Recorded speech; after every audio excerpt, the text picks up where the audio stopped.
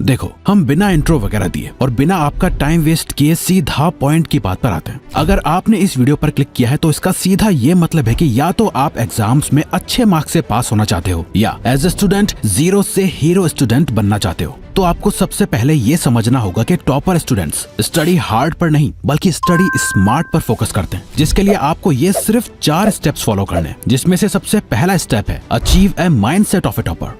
शायद हो सकता है कि आप भी बाकी के 90% स्टूडेंट्स की तरह अभी डिस्ट्रैक्ट होके इस वीडियो को बीच में आधा अधूरा छोड़ के चले जाओ, या अभी आपका मन कर रहा होगा दूसरी वीडियो देखने का। ऐसा क्यों?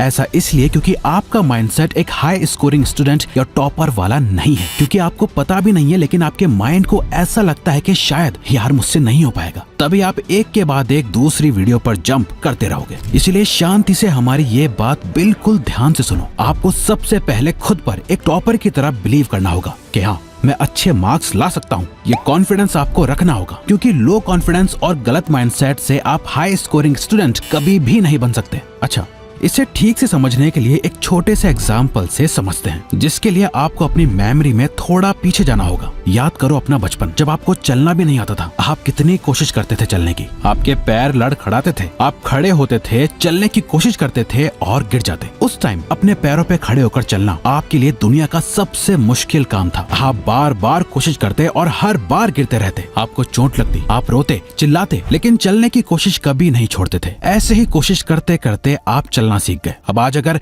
कोई आपसे पूछे कि क्या आपको चलना आता है, तो आप भी कहोगे कि ये तो मेरे लिए सबसे आसान काम है, इसमें क्या मुश्किल है। सेम इसी सिचुएशन में आप वापस आ चुके हो। आज आपको पढ़ना दुनिया का सबसे मुश्किल काम लगता है। अपने पास्ट एक्सपीरियंसेस की वजह से आप खुद को जीरो समझने लगे हो। आपका पढ़ने लिखने में दिमाग नहीं है। आप खुद को एवरेज या लूजर स्टूडेंट मानते हो। आपको लगता है कि आप कोई बड़े कॉम्पिटिटिव एग्जाम को कभी क्रैक नहीं कर पाओगे, अपने एग्जाम्स में अच्छा स्कोर नहीं कर पाओगे, क्योंकि अब तक आपका कुछ खास स्कोर नहीं आया है। आप मुश्किल से ही पास हो पाते हो। इसीलिए आपको लगने लगा है कि ये सब आपके बस की बात ही नहीं है, लेकिन ये सब आपके माइंडसेट का खेल है। आपको लगता है कि ये बहुत मुश्किल है, आपसे नहीं होगा, लेकिन फाइनली जब आप उससे कर लेते हो तो आपके लिए वो आसान हो जाता है। इसलिए सबसे पहले स्टेप में आपको अपने माइंडसेट और बिलीफ को सही करके खुद पे कॉन्फिडेंस रखना होगा। आपको बस ये समझना है कि जैसे चलना मेरे लिए एक टाइम पर मुश्किल था, साइकिल चलाना मुश्किल था, वैसे ही मुझे ये भी मुश्किल लग रहा है। मैं इसे कर सकता हूँ और करूंगा। मैं खुद को जीरो से हीरो बना कर ही रहूंगा। जब आप इस माइंडसेट से पढ़ने बैठोगे ना, तो आपका माइंड आपकी लिमिटेशन से बाहर निकल कर सोचेगा और आप और अच्छे से पढ़ पाओगे। ये सोच कर कि आप एक टॉपर हो, आपका दिमाग एक टॉपर की तरह सोचना भी शुरू कर देगा। एक बार आपका करेक्ट माइंडसेट बन जाए, उसके बाद आपको टेक्निक पे फोकस करना है, क्योंकि पढ़ाई बस यूं ही नहीं हो जाती कि जो समझा जैसा समझा वो कर लिया। टीचर ने जो पढ़ा दिया वो आंख बंद करके रट लिया। इस स्टेप नंबर 2 को फॉलो करना बहुत जरूरी है, पैटर्न एनालिसिस।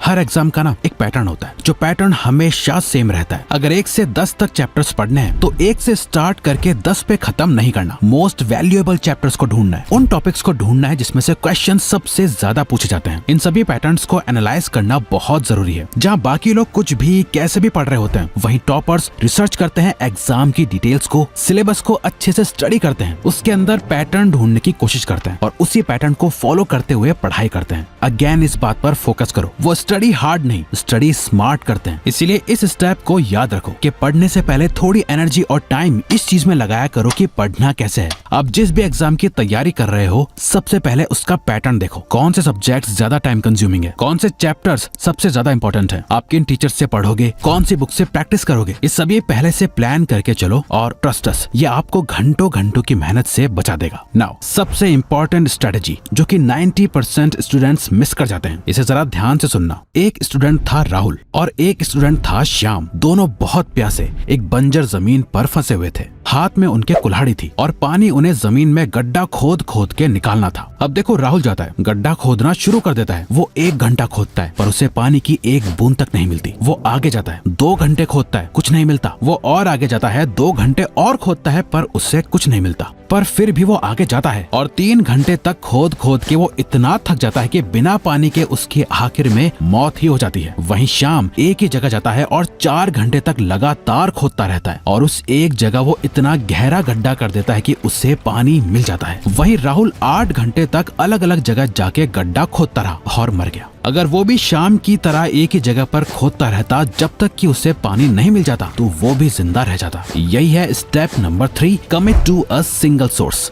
यानी अलग अलग 10 मेथड्स के पीछे मत भागो, बल्कि सिर्फ एक ही मेथड पे कमिटेड रहो। याद है जब भी हमें बुक में कुछ इंपॉर्टेंट हाईलाइट करना होता है तो कैसे हम पूरा का पूरा पेज ही हाईलाइट कर बैठते हैं, वैसे ही आज हमें ऑनलाइन यूट्यूब पर या ऑफलाइन हर एक टीचर, हर एक बुक, सब कुछ इंपॉर्टेंट लगने लगा है। असल में इंटरनेट पढ़ने वाले स्टूडेंट्स के लिए एक वरदान की तरह है जिसने सब कुछ आसान कर दिया। Best of the best teacher, सब कुछ आपकी उंगलियों पर है। लेकिन ज्यादातर स्टूडेंट्स के लिए यही वरदान अब एक प्रॉब्लम बन गया है, क्योंकि इंटरनेट पे पढ़ने का यही सबसे बड़ा नुकसान है। इतनी सारी बुक्स, मटेरियल, क्वेश्चंस हैं, पढ़ाने वाले इतने सारे टीचर्स हैं, और स्टूडेंट की कमजोरी ये है कि उसे ये सब क्वेश्चंस और हर एक टीचर के लेक्चर इंपॉर्टेंट लगने लगते हैं। 90% एक टॉपिक किसी एक टीचर से पढ़ते हैं, दूसरा टॉपिक किसी और टीचर से। एक ही सब्जेक्ट की 5-6 बुक्स लाके रख देते हैं और सोचते हैं कि वो ये सब कंप्लीट कर देंगे, फिर तो उनका टॉप करना तय है। और होता क्या है, वो एक भी बुक को पूरा कंप्लीट नहीं कर पाते। अगर हर जगह गड्ढा खोदोगे तो कहीं से भी पानी नहीं निकलेगा। ये बात याद रखो कि ज्यादा सोर्सेस के होने से, ज्यादा इन्फॉर्मेशन से आपके ज्यादा मार्क्स नहीं आने वाले। आपको एग्जाम में एक ही क्वेश्चन के 10 आंसर्स नहीं देने, आपको एक ही आंसर देना है और वो भी एकदम सही देना है। इसीलिए आपको एक सिंगल सोर्स को कमिट करना होगा। एक ही जगह बैठ के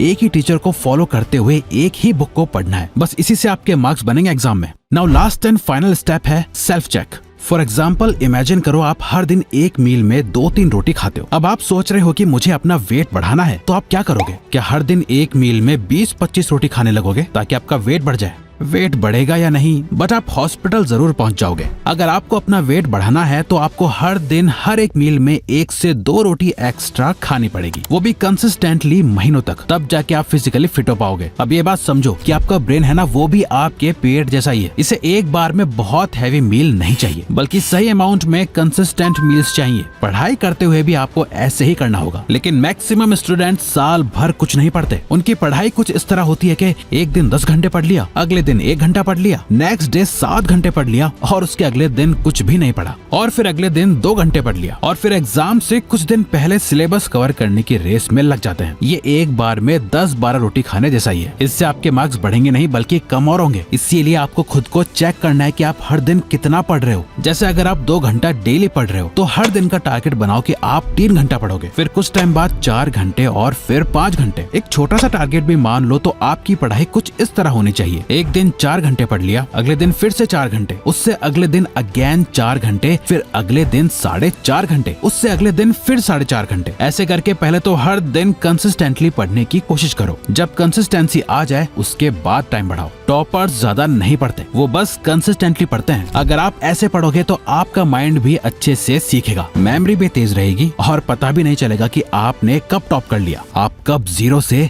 हीरो बन गए। तो अगर आपको ये वीडियो अच्छी लगी तो वीडियो को लाइक और सब्सक्राइब बटन पे क्लिक करके इस चैनल को ग्रो करने में सपोर्ट करो, और बेल नोटिफिकेशन ऑन कर लीजिए ताकि आप आने वाली वीडियोस मिस ना कर पाओ। Thank you for watching.